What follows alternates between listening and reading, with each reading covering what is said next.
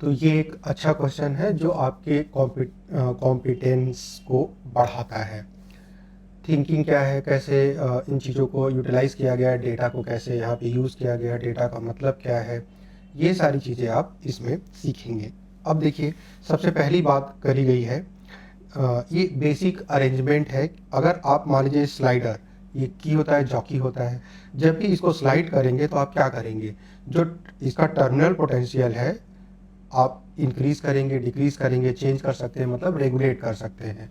Regulate करने का ये मतलब है, जब भी कैपेसिटर के प्लेट के क्रॉस कम वोल्टेज चाहिए कम आप दे सकते हो, जब ज़्यादा चाहिए ज़्यादा दे सकते हो। तो ये अरेंजमेंट इसलिए लगाया गया है कि हम लोग वोल्टेज को रेगुलेट कर पाएँ। अब रेगुलेट करने से होगा क्या, हम लोग जानते हैं इलेक्ट्रिक फील्ड जो होती है E बिटवीन द प्लेट्स, अब क्या होता है, E equals to potential gradient मतलब V बाई डी होता है, where D is a plate separation. D क्या हो गया आपका, प्लेट के बीच में प्लेट सेपरेशन हो गया। अब डी तो बदल नहीं रहा है, इसका मतलब E जो है आपका, जो अप्लाइड वोल्टेज है वो directly proportional to, that imply E is directly proportional to V है।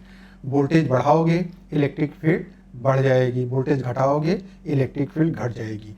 एक तो ये फैक्ट है। दूसरी बात, इलेक्ट्रिक फील्ड जब आप बढ़ाओगे तो क्या होगा, जो इन बिटवीन एयर है, यहाँ बहुत सारे एयर मॉलिक्यूल हैं, वो एयर मॉलिक्यूल अपने साथ कुछ चार्ज जो फ्री इलेक्ट्रॉन्स हैं उनको कैरी करते हैं, वो बाउंड इलेक्ट्रॉन होते हैं। मान लीजिए कोई एक मॉलिक्यूल है, एक एटम ले लेते हैं या मॉलिक्यूल आप समझ लीजिए, जो भी समझना है समझिए।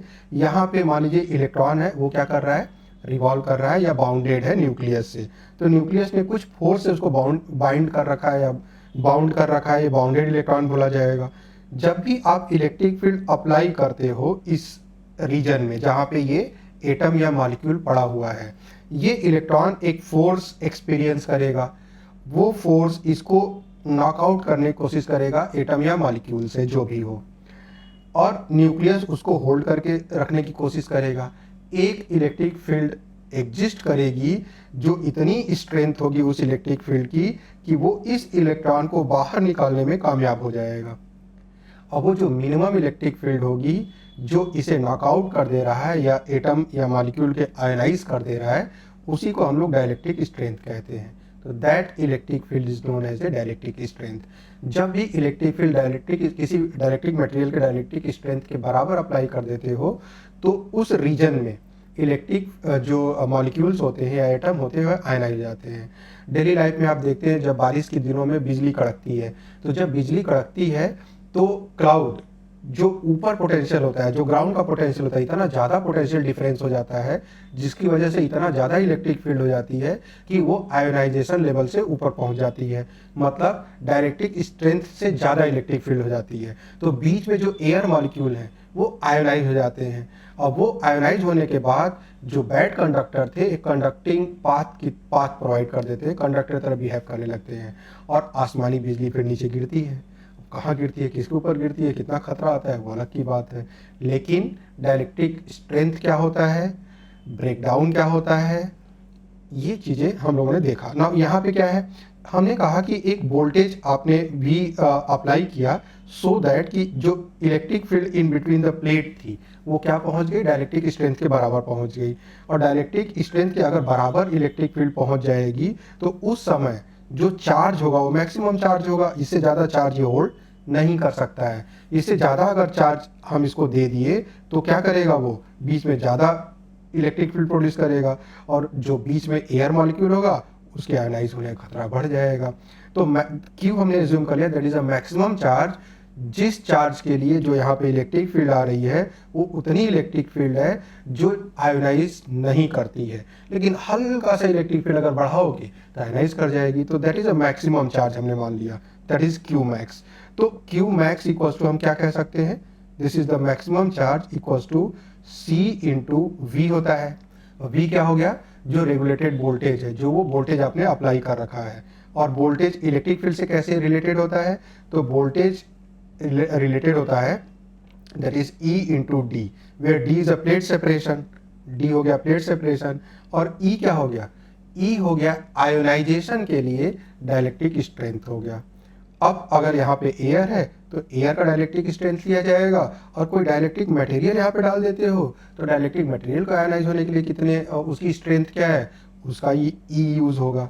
अब देखिए यहाँ पे सी की वैल्यू हम लोग जाते हैं, A epsilon not upon D होता है पैरेलल प्लेट कैपेसिटर का कैपेसिटेंस, ई इंटू डी, डी ने डी को मार दिया तो यहाँ पे डी डी कैंसिल हो गया। अब क्यू मैक्स कितना हो गया आपका, जो मैक्सिमम चार्ज है कैपेसिटर पे, ताकि आयोनाइजेशन ना हो, इस मैक्सिमम चार्ज से थोड़ा कम ही चार्ज होना चाहिए, इनटू क्या हो गया, ई हो गया, where E is the dielectric strength of the air. Now ये सारा डेटा दे रखा है, एरिया देखिए कितना दे रखा है, एरिया हमारे पास 7 सेंटीमीटर स्क्वायर है, एप्सिलॉन की वैल्यू यहाँ पे दे रखी है, और ई की वैल्यू डाइलेक्ट्रिक स्ट्रेंथ है जो आपका एयर का डाइलेक्ट्रिक स्ट्रेंथ है, ये वैल्यू प्लेस कर देंगे यहाँ पे। तो आप जब रखोगे यहाँ पे एरिया दैट इज से 7 सेंटीमीटर स्क्वायर है, और ये ध्यान रहे जब भी न्यूमेरिकल करते हैं तो हमेशा एसआई यूनिट पे ध्यान दिया करिए कि वैल्यू एसआई यूनिट में दी है या नहीं दी है। खैर यहाँ तो दी नहीं है, तो यहाँ पे 10⁻² मल्टीप्लाई करेंगे -4, तो जाहिर सी बात है 2 सेंटीमीटर है, सेंटीमीटर इंटू सेंटीमीटर है, तो दोनों सेंटीमीटर को कन्वर्ट करने के लिए 10⁻² इंटू 10⁻²10⁻4 हो गया। एप्सिलॉन की वैल्यू एसआई में दे रखी है तो 8.8 इंटू 10⁻12 हो गया, इंटू डाइलेक्ट्रिक स्ट्रेंथ 3 इंटू 10⁻, क्या हो गया, 6 दे रखा है, 10⁻6 हो गया। जब ये मल्टीप्लाई करेंगे तो ये जो मल्टीप्लाई होके आता है दैट बिकम 18.48 इंटू 10⁻⁻9 कूलम, और 10⁻⁻9 कूलम को आप नैनो कूलम लिख सकते हो, तो इसको आप लिख दोगे 18.48 नैनो कूलम। तो ये चार्ज हो गया, से क्यू मैक्स हो गया जब एयर थी तब। अब कहा गया है कि डाइलेक्ट्रिक, अब डाइलेक्ट्रिक डाल दिया गया, जब इस प्लेट के बीच में डाइलेक्ट्रिक डाला जाएगा तो क्या होगा। अब मान लीजिए एक न्यूमेरिकल वैल्यू हम ले रहे हैं कि इसके बीच में जो इलेक्ट्रिक फील्ड थी वो 1000 वोल्ट पर मीटर थी, डाइलेक्ट्रिक कांस्टेंट 2 दे रखा है, यहाँ पे जो डाला गया डाइलेक्ट्रिक कांस्टेंट 2 है, तो जब डाइलेक्ट्रिक यहाँ पे डालेंगे तो यहाँ की फील्ड वीक हो जाती है, वो E/K हो जाती है, तो बाई 2 मतलब 500 हो जाएगी। इसका मतलब कि यहाँ पे जो इलेक्ट्रिक फील्ड बचने वाली है 500 इलेक्ट्रॉन वोल्ट बचने वाली है, लेकिन जो डाइलेक्ट्रिक स्ट्रेंथ है देखिए 15 इंटू 10⁻6 दे रखा है इस डाइलेक्ट्रिक मटेरियल का, जो पहले से देखा जाए तो 5 गुना है। इसका मतलब यहाँ आयोनाइज करने के लिए और ज़्यादा इलेक्ट्रिक फील्ड चाहिए, एयर को तो कम चाहिए था, लेकिन इसको आयोनाइज करने के लिए और ज़्यादा इलेक्ट्रिक फील्ड चाहिए। इसका मतलब कि यहाँ पे आप इलेक्ट्रिक फील्ड और ज़्यादा बढ़ा सकते हो, इसका मतलब और ज़्यादा वोल्टेज अप्लाई कर सकते हो, और ज़्यादा वोल्टेज बढ़ाने का मतलब है कि आप प्लेट पे और ज़्यादा चार्ज भेज सकते हो। मान लीजिए कि वो जो मैक्सिमम चार्ज अपडेटेड चार्ज हो गया वो Q' हो गया, और यहाँ पे -Q' हो गया, तो जो Q' है Q मैक्स से तो ज़्यादा ही होगा, कितना ज़्यादा होगा, तो फिर से ये सारा डेटा हमें खंगालना पड़ेगा। तो मान लीजिए ये सारी चीज़ें हटाते हैं, यहाँ से हम ये यहाँ से मिटा देते हैं, और ये सारी बात करते हैं, यहाँ तक तो सेम होगा कैलकुलेशन के पर्पज से, क्यू छोड़ देते हैं क्योंकि हमें परसेंटेज चेंज निकालना है, ये सारी बातें तो सेम होगी ना। अब यहाँ पे जो Q' हो गया, Q' जो मैक्सिमम चार्ज है प्लेट पे, वो हो जाएगा A epsilon not E dash, dielectric strength ले रहे हैं क्योंकि ये डाइलेक्ट्रिक स्ट्रेंथ एयर का तो होगा नहीं, ये डाइलेक्ट्रिक मटेरियल का होगा। अब E' जो है देखिए, जो डाइलेक्ट्रिक स्ट्रेंथ है पहले E था, अब क्या हो गया है 5E है, तो इसको हम 5E लिख देते हैं। अच्छा K भी हो जाएगा, यहाँ पे आपका कैपेसिटेंस भी बढ़ चुका है, K टाइम्स हो गया है, तो एक अपडेशन और आएगा, तो K A एप्सिलॉन नॉट, तो ये हो गया आपका वैल्यू, K की वैल्यू आपने 2 डाल दिया ना।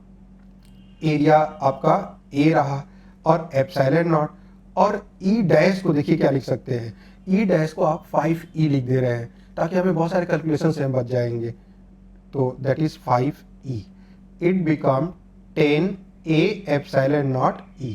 और ये जो कैलकुलेट किया था हम लोगों ने, यही तो Q मैक्स आया था, इसका मतलब ये 10 टाइम्स Q मैक्स हो गया वॉट एवर द, जब एयर बीच में प्लेट के थी।